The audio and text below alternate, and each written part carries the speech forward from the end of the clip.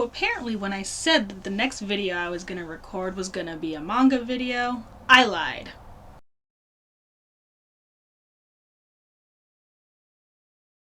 Hello everyone, my name is October and this is my channel Nerdboy Reads, a channel in which I talk about the things that I want to read, am going to read, have been reading, and have read.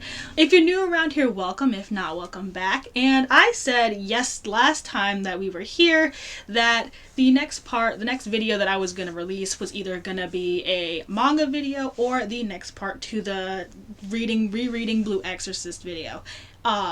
And that apparently was a lie. I still haven't read the next 5 volumes of Blue Exorcist. So as soon as that gets done, you're gonna hear about it. But until then, I'm here to update my 5-star prediction list.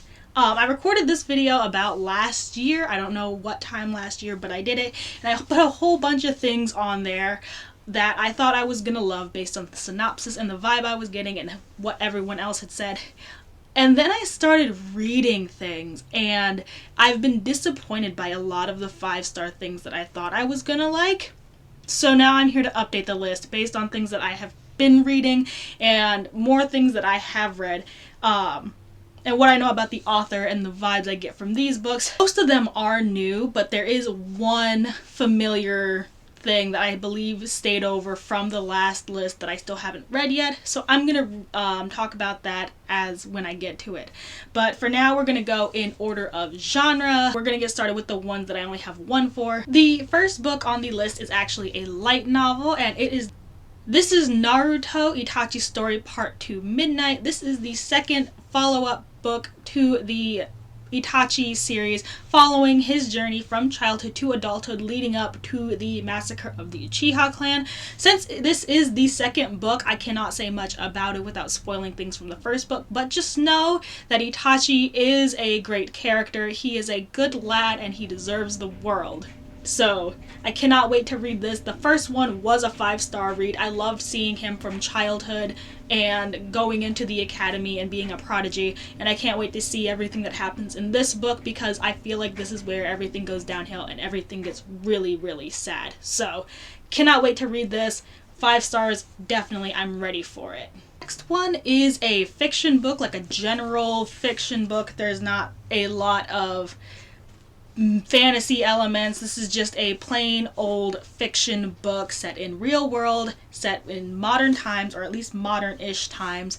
And the one I'm talking about is one that I just picked up yesterday as of recording this, actually, and that is The Bookshop on the Corner by Jenny Colgan. This is about a woman who lost her job as a librarian and is going on a journey to discover who she is. She's very good at matching people with the books that she knows that they'll love, and she's usually right about 90% of the time. So once she loses her job or quits her job, she gathers her stuff and a bunch of her books, and she goes traveling to be a traveling bookshop, be a traveling librarian. And this is her journey about rediscovering herself, rediscovering her passions, and finding out who she is, all while still helping people maintain their love of books. I cannot wait to read this. I just picked it up yesterday. It sounds really cute. It sounds like a nice slice of life book that I'm gonna love. It sounds like just something I will sit down and devour. It's not too long, but it's long enough that it's probably gonna take me like 1 or 2 sittings to read it. So once I do, you'll hear about it, but I definitely feel like I'm gonna give this 5 stars based on my current mood and the vibes I get from this book alone. Next, we get into the 2 horror books that I believe I'm going to give 5 stars, and the first one is a loaner from my friend that we have a lot of similar tastes. The last time we were on a video call, we were actually saying how surprised we were about how many books that we have in common that we both loved, and so based on their explanation alone, I feel like I'm going to give Tell Me I'm Worthless by Alison Rumfett 5 stars.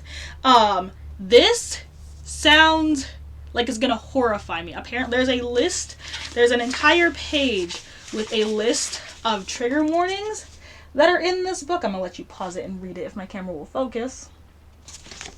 And since I do love horror and they are a great recommender. They loaned me a bunch of books, but this one I feel particularly that I'm going to give 5 stars. They tabbed it up, so I'm looking forward to seeing their thoughts on it and why they tab certain things, and they say that it is harsh and that it rattled them. And I feel like I'm gonna love it because I do like horror that really rattles me, and I haven't read that a lot. So 5-star prediction. I can't wait to read this one. I'm probably going to read this one relatively soon because it is a loner book, but I have so many other things that I want to read first, so I guess they're just going to have to wait. The second horror book is a book that I picked up because I already like this author, and I feel like based on his first work that I have read, the second one is going to be no different. It's going to rattle me, I'm going to love it, and I'm going to love every second that I squirm and like get horrified at everything that goes on in this series.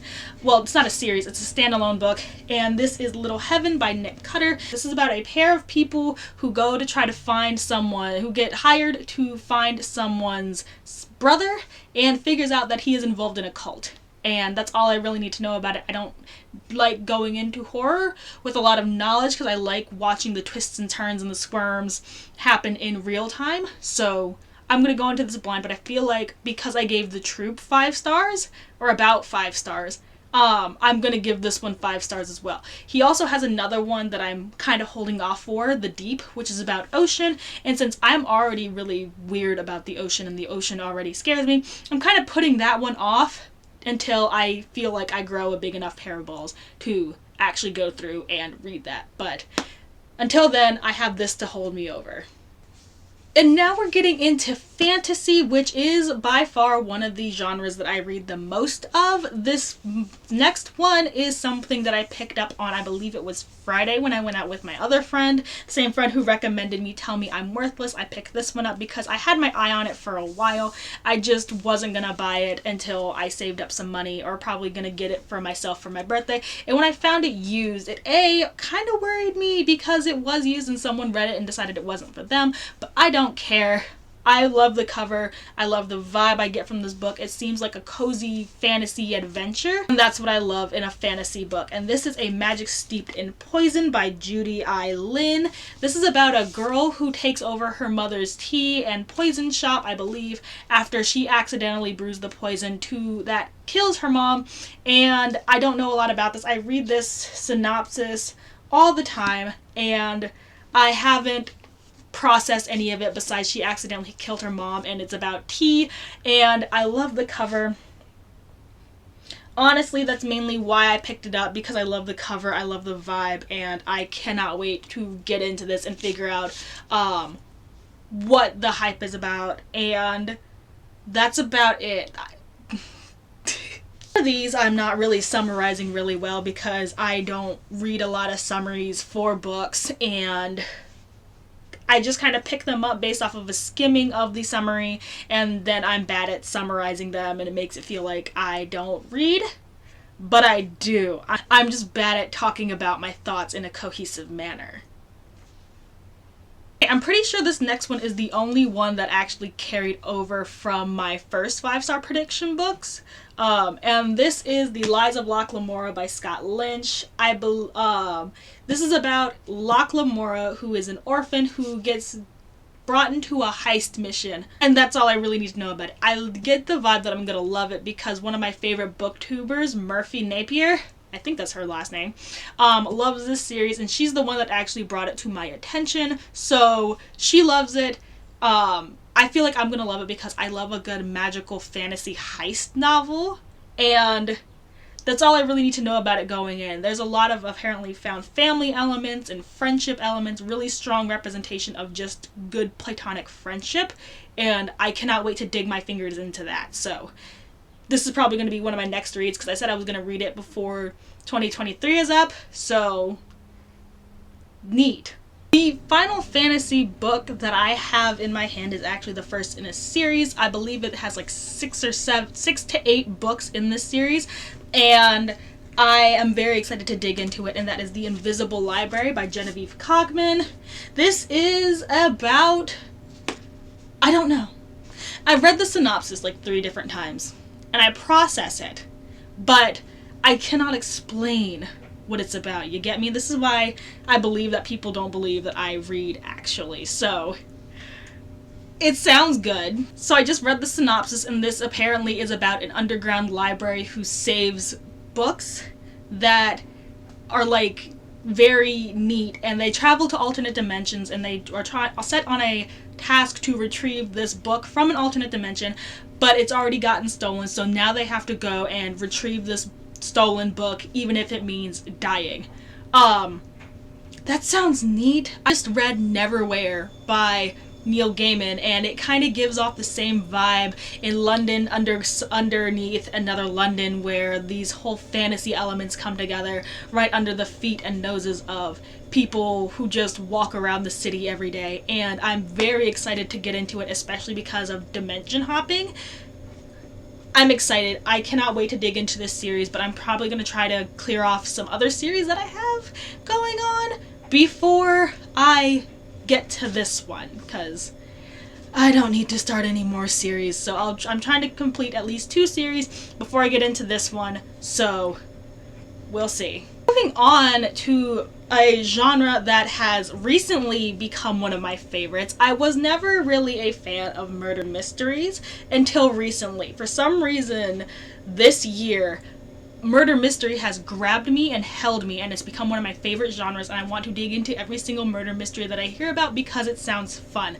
And the first one I feel like is going to be a 5-star is from the mother, the queen of murder mystery herself, Agatha Christie, and this is Dead Man's Mirror. 3 Great Hercule Poirot Mysteries. This is a collection of short stories apparently I picked up from a bookstore in some other state, and I cannot wait to dig into this. I don't have any experience with Agatha Christie. I actually wanted my first Agatha Christie book to be the ABC Murders because that concept sounds the most interesting to me, but I found this one for a good price, and I love this edition. It has lovely green sprayed edges, and it's really tiny, and I just can't wait to dig into it and see if Agatha Christie is an author for me. She is definitely the queen of murder mysteries. She's held in high regard for all of her murder mysteries. It's very poison accurate, so I'm very excited to see that. And I feel like now that I have it and now that I know it's a trio of mysteries, this would be a good sample of her work so I can really see if she's an author for me. But I have high hopes for it, and then if I get into this, I'll definitely buy the ABC Murders, and we can go from there. I love murder mysteries because even if it's a series, I feel like they can be read as standalones because people don't really write murder mysteries in a series. It has to be like a standalone, and the only thing that really connects murder mysteries are the characters and a bit of storyline, but mostly they're just standalone things that you can pick up at your own pace, and it makes me feel good that I'm not starting another series, so I love it. Speaking of murder mysteries that can be read on their own, we have the next 2 books in the Lovegrove Holmes series, and this is Sherlock Holmes and the 3 Winter Terrors and Sherlock Holmes and the Beasts of Stapleton.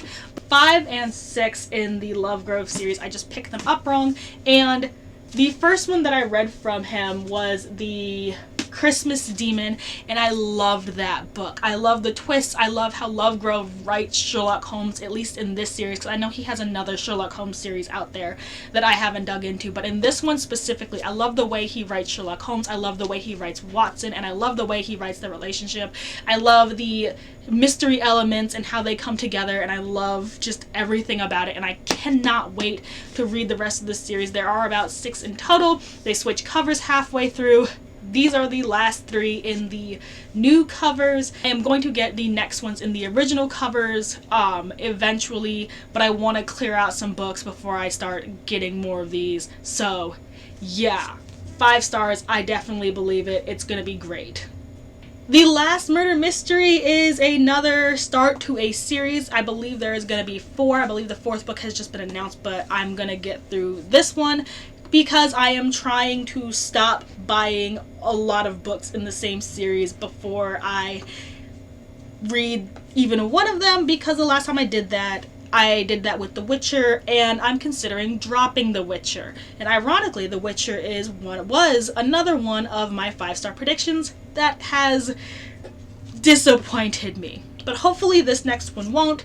I don't know. I believe this may have also been on my 5-star predictions last time, but if not, this one's it. This is the Thursday Murder Club by Richard Osman. This is about a group of retirees who get together and put together, solve cold cases that have gone cold, and they try to solve them, and then one day a murder actually happens in their neighborhood, in their retirement home, I forget which one it is, and they put themselves in charge of solving it. So the series just kind of follows these group of retirees solving murder mysteries, and that is something I love. I loved Kings of the Wild, which, while not a murder mystery, it is about a group of older men getting together and proving that old people can still be in action, and I love that. So this sounds like it's right up my alley. I heard nothing but good things about it, so I feel like I'm gonna like it, especially since my current mood is murder mystery, and that's all I can really say about it. The Man Who Died Twice, I'm gonna pick up after that if I like it, and then there's 2 more after that. There's one coming, but I'm trying to pick them up in soft cover, so hopefully I like this and I can continue on with this series, especially since I'm a completionist, and if I start a series, I'm probably going to try to finish it no matter what, even if I don't like it, i.e. The Witcher. But we're not talking about The Witcher, we're talking about this book, and this won't disappoint me like The Witcher did.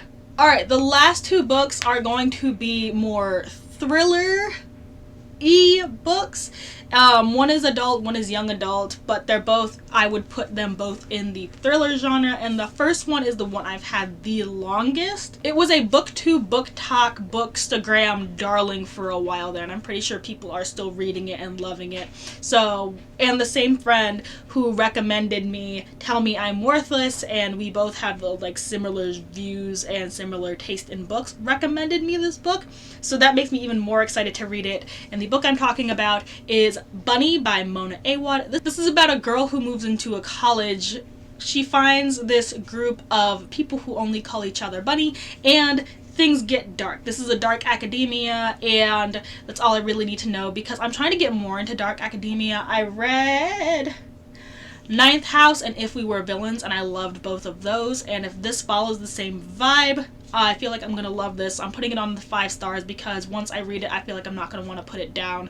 That's about it. And then finally we have a book from an author that I trust already because I loved her other work, Sadie, and the book I'm talking about is The Project by Courtney Summers. This is about another cult. Like Little Heaven, this is about a person who's trying to save someone from a cult, and I love it. I love cults. I'm trying to get more into cult books, and this is going to be my second cult book after Little Heaven, or before Little Heaven. I don't know. I don't know which order I'm going to read it in. But I loved Sadie. I love her writing style. I love Courtney Summers' characterization, and I cannot wait to dig into this. I've been trying to find it for a long time, and I finally found it when I was in North Carolina a while ago, so as soon as I get an opportunity, I'm going to read this, and I feel like I'm going to love it because I already love Sadie and I trust Courtney Summers, and I feel like if she nails this, she's going to become an author that I pick up everything that I find from her.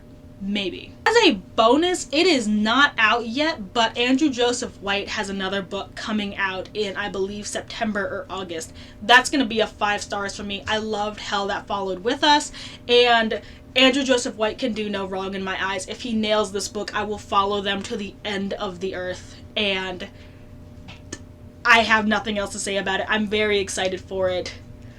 Yes. So that has been the video. These have been all of the books that I believe I'm going to give. So that is the video. Those were all of the books that I believe that I'm going to give 5 stars this year. I hope that I don't get burned like I did with the Witcher series, because as I've said in my last video, actually my last 2 videos, the Witcher series is actually greatly disappointing me. God, I'm so pale right now. The light is whatever.